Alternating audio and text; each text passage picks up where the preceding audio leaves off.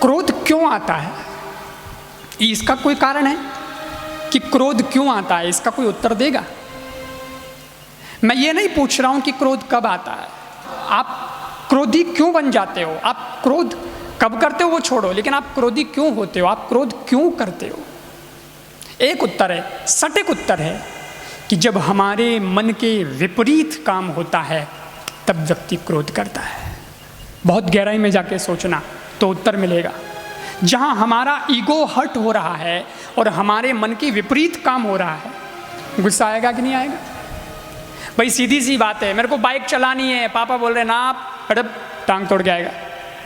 अब उस वक्त मेरी इच्छा पूरी है कि मेरे को बाइक चलानी है और पापा मना कर रहे हैं, तो वो सही भी हो सकते हैं अपनी जगह, वो अपना भला भी सोच रहे हैं कि अरे बेटा तू अभी देख हॉस्पिटल ले जाना पड़ेगा, सब गड़बड़ हो जाएगी। लेकिन अपनी इच्छा है कि बाइक चलाना है और अगर वो नहीं चलाने देंगे तो उस वक्त क्या होगा? अपना तो गर्म खून है, ऊपर उठ जाएगा और मन के विपरीत काम हो गया। ऐसा अगर बाप के साथ में हो जावे कि बाप चाहता था कुछ और बेटे ने कर लिया कुछ, तब भी गुस्सा आएगा बेटे पे, आएगा कि नहीं आएगा? क्रोध के मुख्य 3 कारण है, मैं आपको बताता हूँ। ये केस स्टडी जिसको बोलते हैं ना, ऐसी है क्रोध की केस स्टडी। ये क्रोध का मामला कैसा है? आग्रह, आसक्ति और अहंकार, इन तीनों की वजह से क्रोध आता है।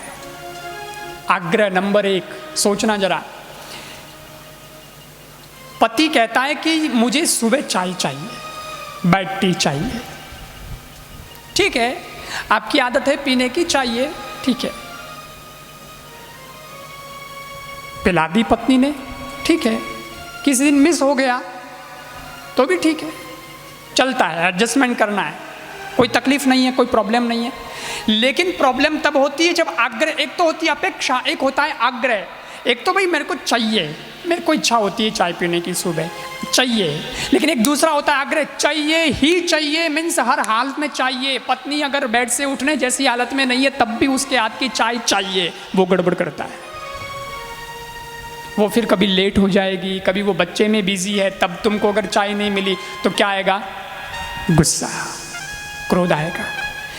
आप अपेक्षा रखो, उसमें कोई बुरी बात नहीं है, ठीक है, आपकी एक एक्सपेक्टेशन है, लेकिन आप आग्रह क्यों करते हो?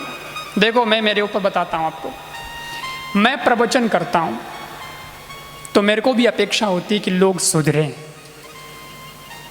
क्रोध नहीं करना चाहिए। मैं यहाँ से बैठ के बोल रहा हूँ, मीन्स लोग सुने और उसको माने, इम्प्लीमेंट करें कि हाँ भाई क्रोध नहीं करना चाहिए। लेकिन मेरे को भी पता है कि यहाँ से सुन के जाओगे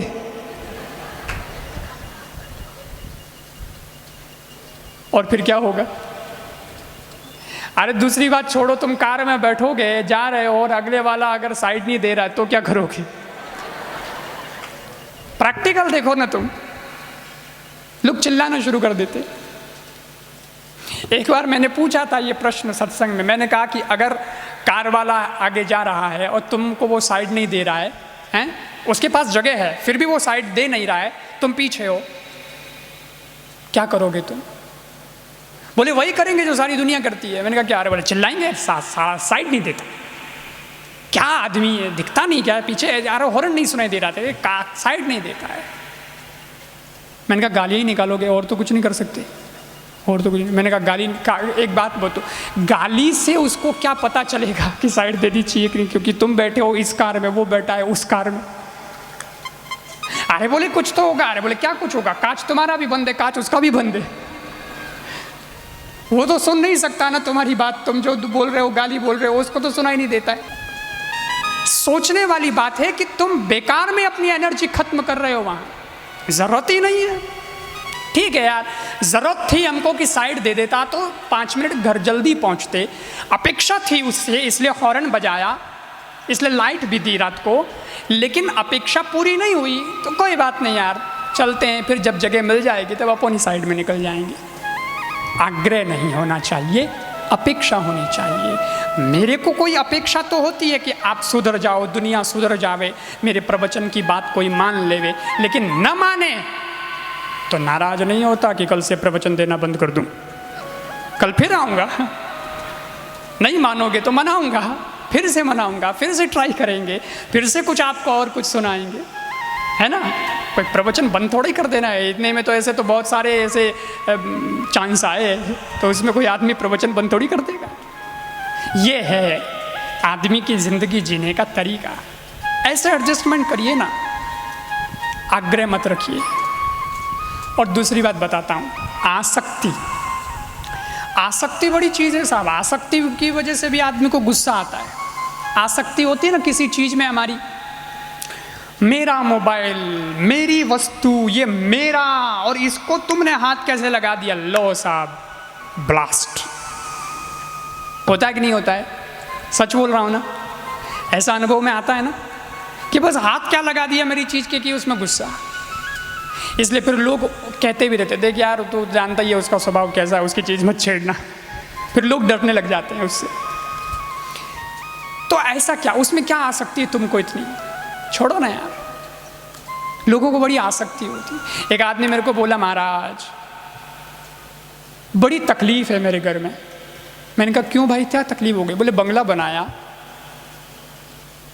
लाखों रुपए खर्च करती है, बाथरूम बनाया 50 लाख का। तो मैंने कहा हे भगवान, बाथरूम 50 लाख का बनाया है? जब जाने का ये आइटम इतना 50 लाख का बनाया, तो खाने वाला आइटम कितना लाख का बनाया होगा? बोलते 50 लाख का बाथरूम बनाया। और 50,000 का एक सोफा लेके आया मैं। एक सोफा, वो कितने का? 50,000 का। तो मैंने कहा तू बोल रहा है कि मेरे तो बड़ी तकलीफ हो गई महाराज। इन सब से तकलीफ क्या हो गई वो मेरे को समझ नहीं आया अभी तक, ये बता तू। अरे बोले क्या बताऊं, 50,000 का सोफा लेके आया, मेरी पसंद का लेके आया मैं। एक ही पीस था उसके पास, मेरे को वही पसंद था और मैं लेके आ गया। हाथों हाथ कैश पेमेंट और सोफ़ा घर में आना चाहिए, मेरी पसंद का लेके आया।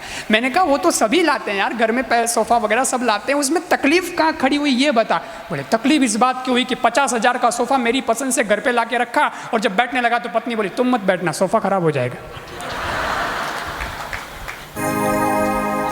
मेरा सोफ़ा मैं लेके आया मेरी पसंद से, और मेरी पत्नी नहीं बैठने देती, अब जाऊँ तो जाऊँ कहाँ? आसक्ति, मेरा सोफा और उस पर मैं नहीं बैठा तो क्या आएगा? गुस्सा, क्रोध का कारण तो बनेगा। आप विचार करिए सज्जनों।